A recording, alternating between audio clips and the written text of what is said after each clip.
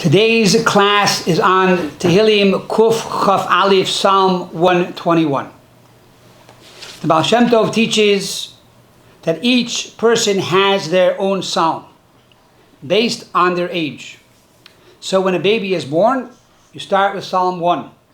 When you turn Bat Mitzvah at age 12, you have Psalm 13. When you become Bar Mitzvah at 13, you have Psalm number 14.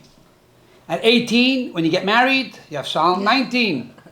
Your first child, 19, Psalm 20. So each year, based on your age, you have your psalm. This is a teaching of the Baal Shem Tov. The Rebbe introduced a concept that the psalm not only ends when a person leaves this world, but even in heaven, the neshama, the soul, continues to have birthdays.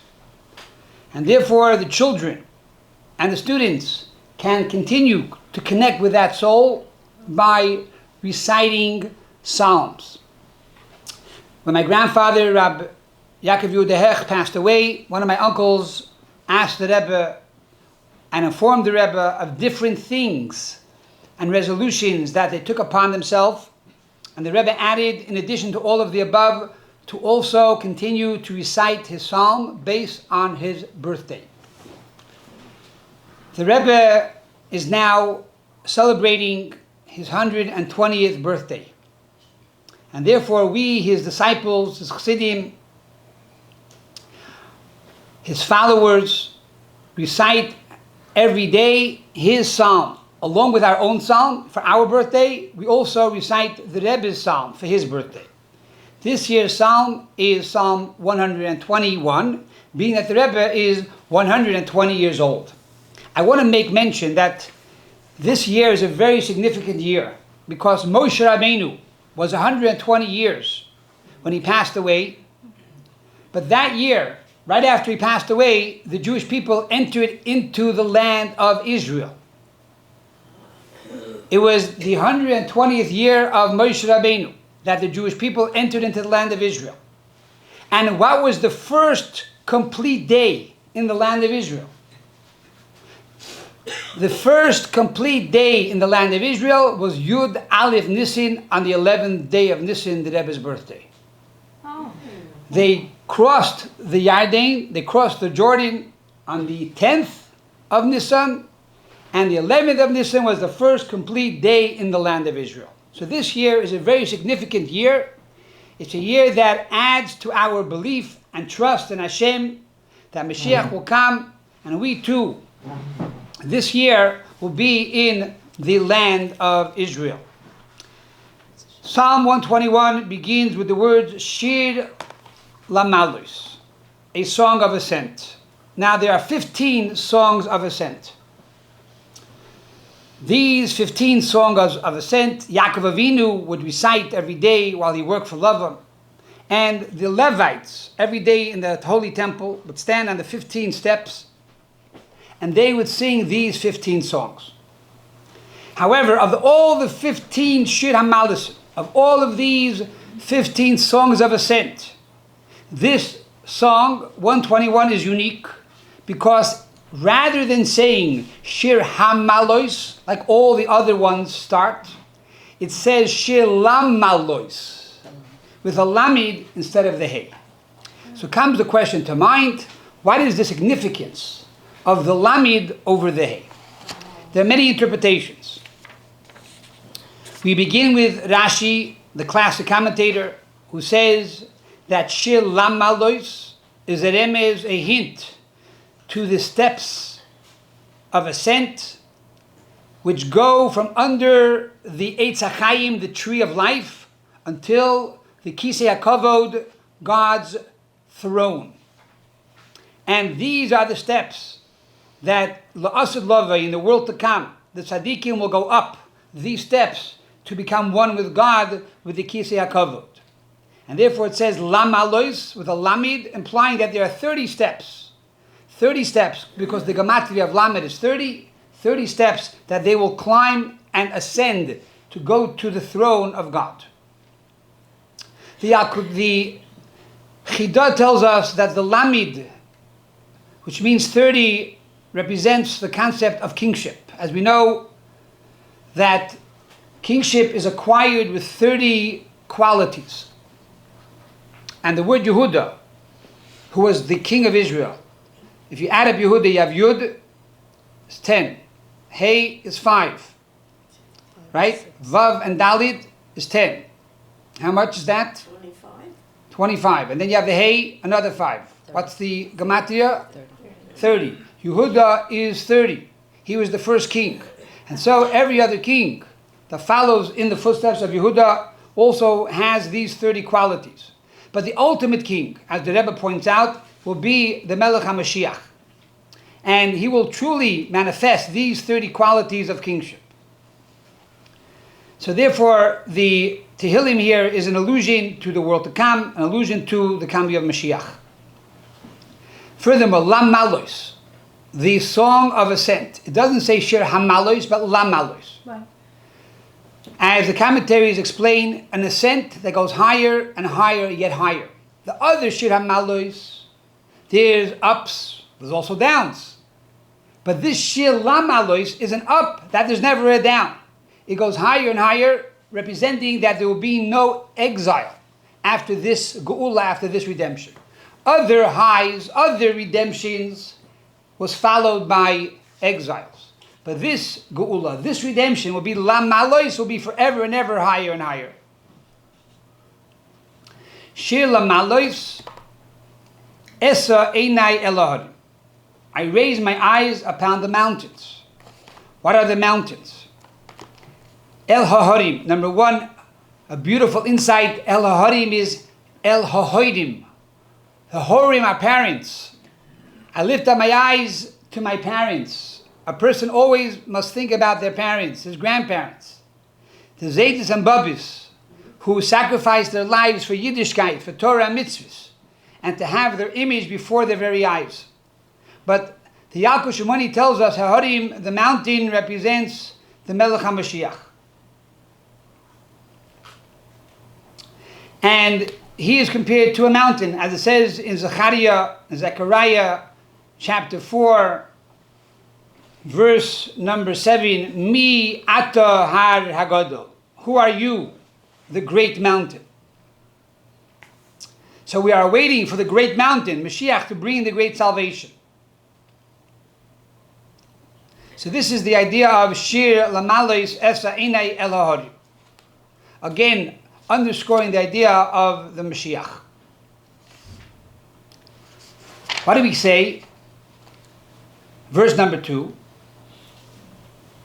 After we say verse number 1, lift up your eyes upon the mountains, Ma'ayin Yovei Ezri. From where will come my salvation? Answers the psalmist, Ezri miyim Hashem, oisei shemayim v'aretz. Salvation is from God, the maker of heaven and earth. Now, there's a lot of concepts here to talk about. In the actual first verse, Ma'ayin Yovei Ezri, there are two ways to read this. Ma'ayin Yovei Ezri, from where will come my salvation, is a question. But Ma'ayin Yovei Ezri is also an answer. That Ezri, my salvation, comes from the level of Ayin. As it says in the Gemara, Ein mazel liyisrael. There is no mazel for the Jewish people. What does that mean? There's no mazel for the Jewish people. That the level of our mazel is from the level of ayin. From the level of ayin. The level of ayin is a level of atika kadisha, a very, very high level, in the level of God's crown. As it says, pertaining to the level of ayin, Les mala bahayatika. The Zohar says there is no left side when we talk about the level of atik. Right represents kindness. Left represents judgment. When the salvation comes from the level of ayin, it's a salvation that is only good, and it is a salvation that is good at all times. There's no limitations. At all times, and only good.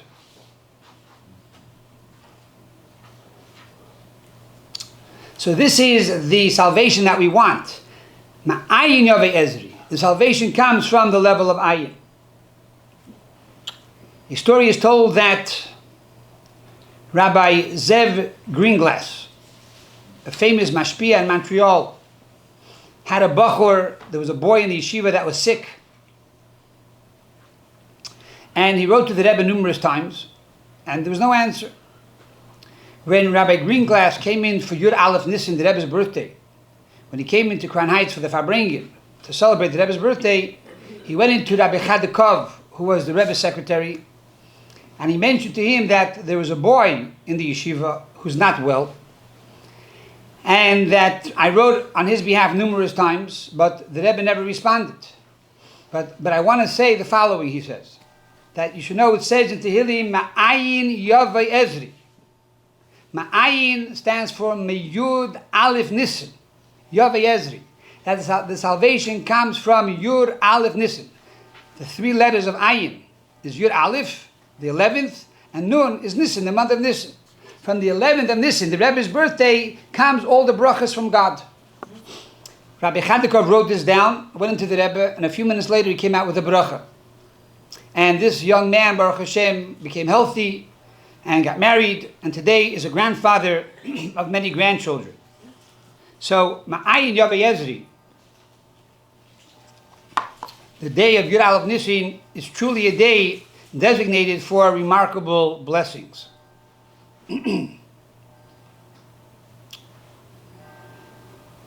The verse continues, Ezri miyim Hashem, oiseh shamayim v'aretz. The salvation is from God, the creator of heaven and earth. Now, if it says the salvation is from God, why must the psalmist continue by saying the creator of heaven and earth? It could have said, the salvation is from the creator of heaven and earth, or the salvation is from God.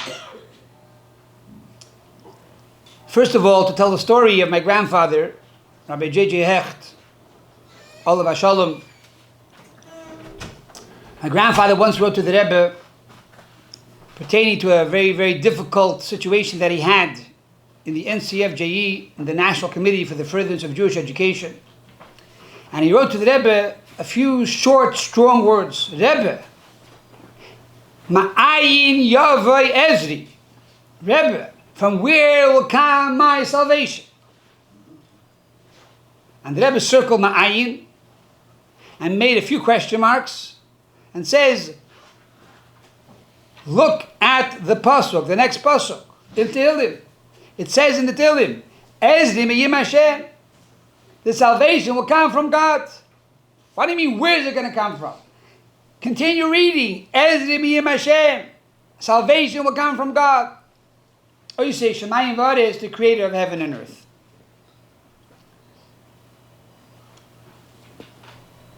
What is the Tehillim telling us here? It doesn't say the one who created heaven and earth, but rather the creator in the present tense. As you know, the teaching of the Baal Shem Tov, L'olam Hashem dvar chanit v'shamayim, that forever the words of God are in the heavens. And therefore, those words recreate the world every moment ex nihilo. And just like God is creating the world every moment anew, so too every moment anew He is thinking about you, and He's concerned about every one of His creations. And therefore He's going to provide for you all of the salvations. Furthermore, the salvation is not only miyim Hashem, Havaya, God, which the name Havaya means past, present, and future all together wrapped up in one, which could allude to a level of godliness that is above the world, but sometimes the salvation doesn't enter into the world. The potential is there. It's like writing out the check and putting it in the mail, but the check is in the mail. It never got to the bank. So Havaya sometimes can represent a level of godliness which is beyond the world. Oiseh Shemayim v'aretz implies that even the heaven and the earth will help you. That within the realms of nature, which is earth, and within the realms of spirituality, and the nations of the world and the people around you are going to help you too. Why? Because God created and creates Oisei now. Shemayim va'aretz. He creates the heavens and the earth and the nations. And therefore you will have salvation. And there are many, many shluchim, there are many emissaries that carry out God's kindness and God's blessings.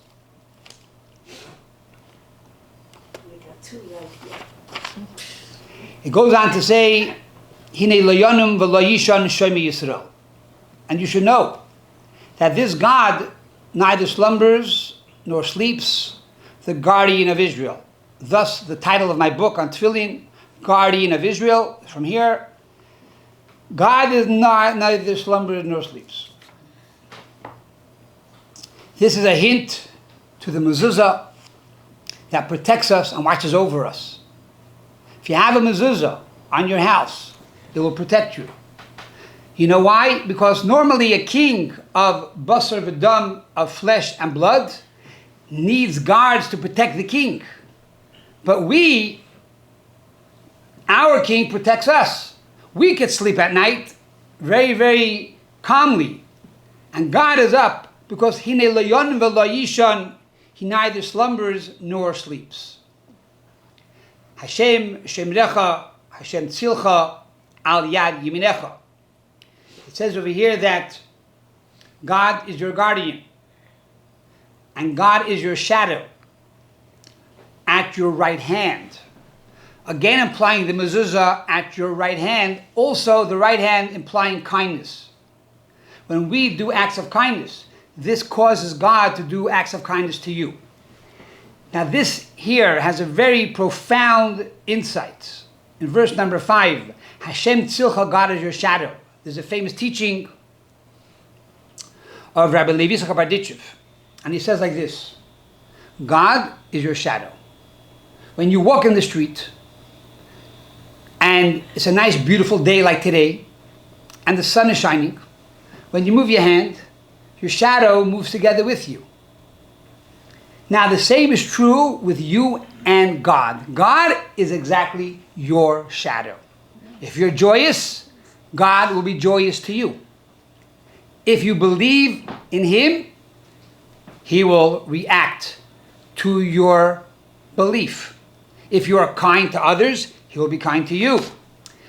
And therefore says the Rebbe, a Jew that has betochen, that has trust in God, that God will give you parnasa, God will give you your livelihood, you'll get it. The moment you have daiga, the moment you become worried, how am I going to have my parnasa? Where is it coming from? I can't sleep.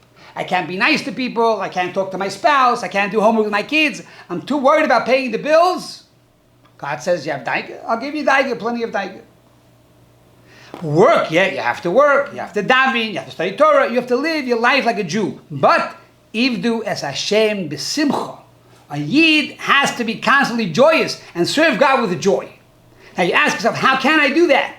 That is the command. And that is what God demands of us. And if He demands of us, it means that we have the capacity to carry and juggle two opposites. We are a nation of contradiction because we are the smallest of the nations, yet we have survived all the other nations. It's not logical. We work the least hours of any nation. Every day is Shabbos and Yom Tif and Erev Yom Tif and after Yom Tif and cleaning up for Yom Tif and now putting away the dishes after Yom Tif. And now we have to think about the next Yom Tif. And I'm traveling to Pesach, to Israel, so I have to go a week early, I got to come home a week late. So when do you work? Doesn't matter. Baruch Hashem, the money comes in, the parnasa comes in, and you have enough money to pay even for the matzah. The matzah now went up to 40 pounds and dollars a pound, and now $50 a pound. We don't care. We have no daiga. It doesn't intimidate us. Why? Hashem pays my bill. Credit card. Very simple. He can't have daiga. No daiga. Only simcha. This is what is demanded of us. Why? God is your shadow. You'll be happy. God will give you excuses to be happy. You want to be sad. He will give you excuses to be sad. Now, obviously, it's easier said than done. But this is what is required of us. And it's important to know that. Knowing that is the first step. And now the second step is to put it into action. And each one of you and me and us have the free choice to choose joy or choose the opposite. So Hashem Tzilcha, God is your shadow.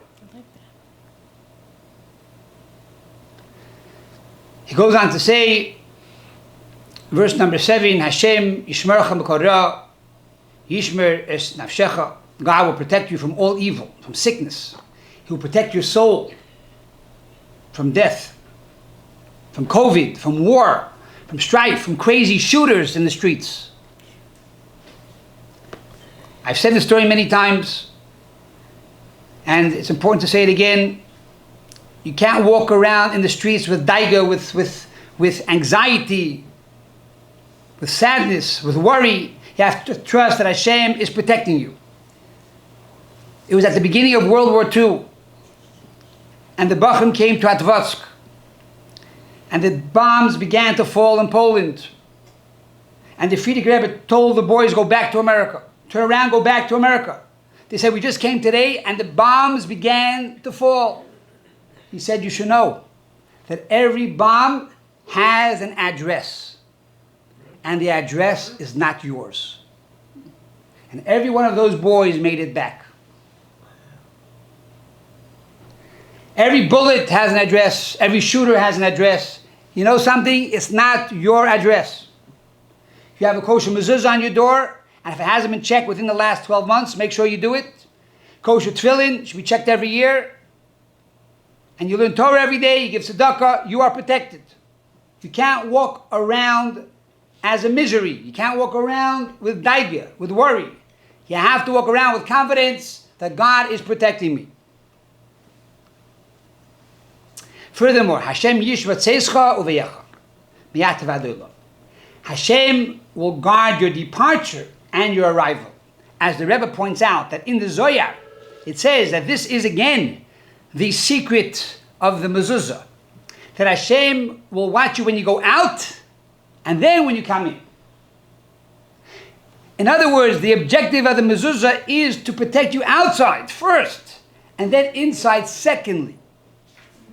How long? Me'ata now, va'ad olam, until eternity, until the end of the days of the world, until the coming of Mashiach. I had a friend who unfortunately was robbed by gunpoint in his house. His family was tied up.